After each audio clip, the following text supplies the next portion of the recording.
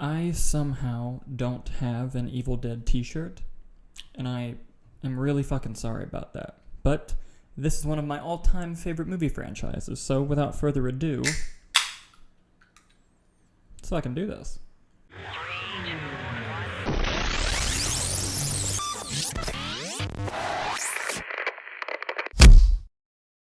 The Evil Dead is directed by Sam Raimi and stars Bruce Campbell. And it is about a group of teenagers who take a little vacation to a cabin where they find the Necronomicon, or also known as the Book of the Dead, and a tape recording in which someone reads passages from the book and they release an unholy evil amongst all of themselves and cause terror in this cabin, and it is about 85 minutes of pure terror, and my goodness, it's also somehow incredibly wholesome. I love independent films and just independent filmmaking. I'm an independent filmmaker, so that makes sense.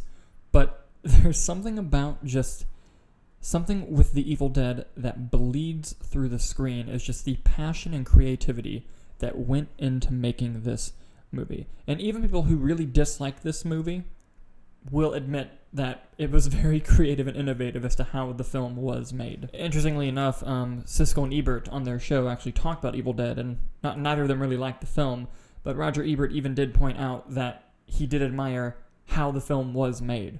I didn't enjoy it either, but I think I would have to give credit to the craftsmanship of the film. It was obviously inspired by Night of the Living Dead, and it's a very pure film, and that apart from all these other dead teenager and knifing, slashing movies that we've had over this past several years, this one distills everything right down to the very basic thing. Put the kids in the cabin, throw things at them for an hour and a half, and that's the movie. And especially when you consider this film was made for like $20. I mean, it was obviously a little bit more than that, but when you see just how low budget this film was and the things that they were able to do with the camera and just creatively with this film, it's quite fascinating. And they were all young. They were in their early 20s when they made this. Makes me feel like a giant fucking failure. One of the major positives of this movie is the construction. How this film is made, especially for its low budget restrictions, is quite phenomenal. Some of it is cheesy and some of it doesn't really age all that well, but a majority of it does. Just the horrific camera movements from the perspective of the evil just chasing people, it's still scary, even now.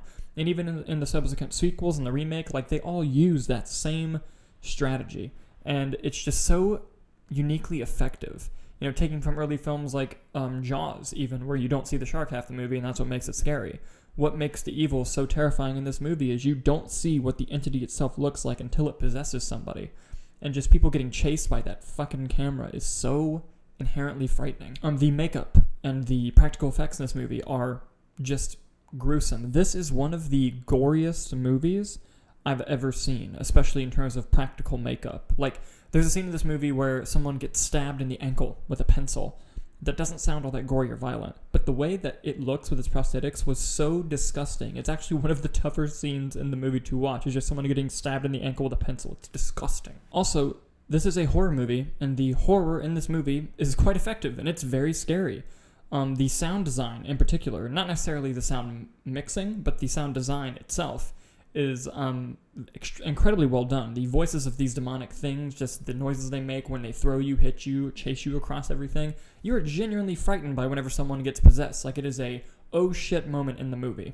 Beyond that, the kind of thing that really helps ground this movie, and just ground the entire franchise really, is the character of Ash Williams, played by Bruce Campbell.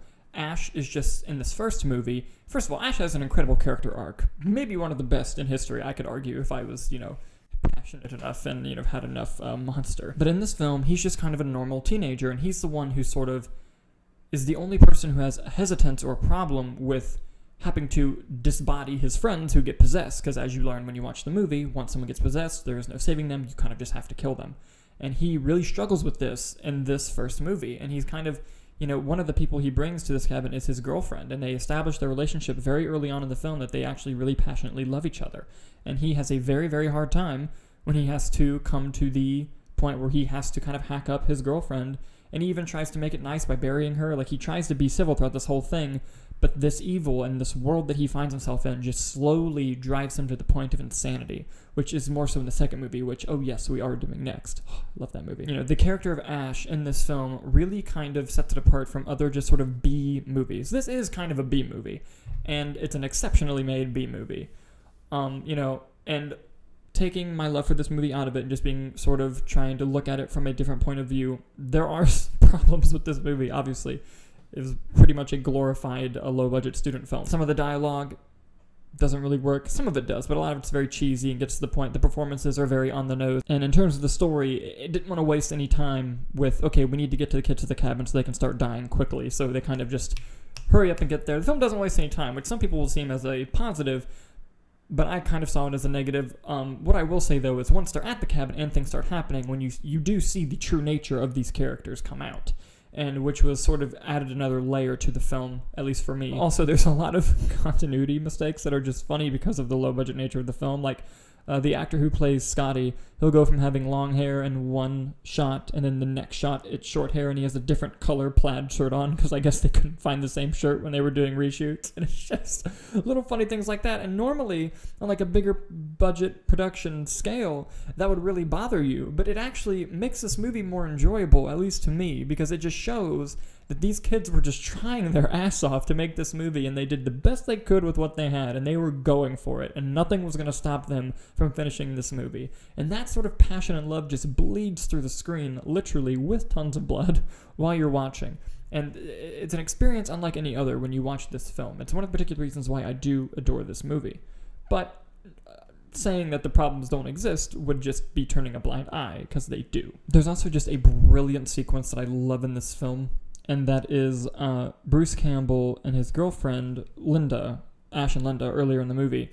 They are, he's playing this little game where he wants to give her a necklace, and he's doing that thing where he's pretending to be asleep, and then when she looks away, he opens his eyes and then shuts his eyes when she, like, looks, trying to see if he's faking it. It's just this cute little thing.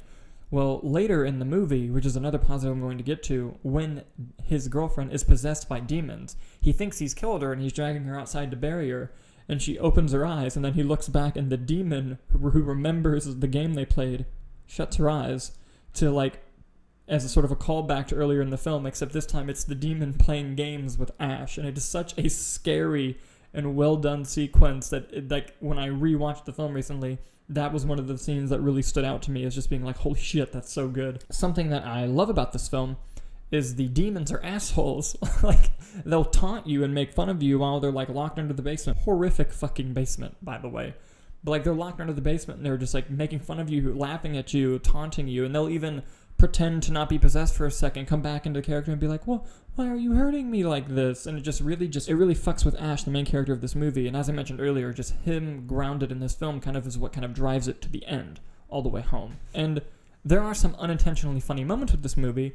Some of it's intentional, like when demons are being dickheads and taunting people. It is funny and you'll find yourself laughing, but you'll also find yourself laughing at just how gruesome and grotesque the makeup is. You'll chuckle a little bit, and you're not necessarily making fun of the movie. You're just kind of like, oh my god.